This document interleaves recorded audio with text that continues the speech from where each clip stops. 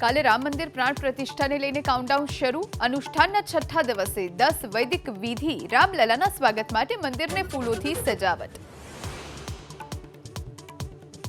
અયોધ્યામાં પ્રાણ પ્રતિષ્ઠાને લઈ વિશ્વભરમાં ઉત્સાહ। લંડનમાં રામધૂનની ગૂંજ તો સિડનીમાં લોકોએ કરી ભવ્ય આતશબાજી।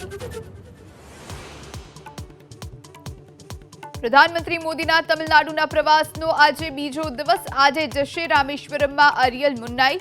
ધનુષકોડીમાં મંદિરમાં કરશે પૂજા અર્ચના। સુરતના માંગરોળમાં ગેસ રિફિલિંગ કૌભાંડનો પર્દાફાશ। 23 સિલિન્ડર સાથે એક યુવકને એસઓજીએ ઝડપ્યો।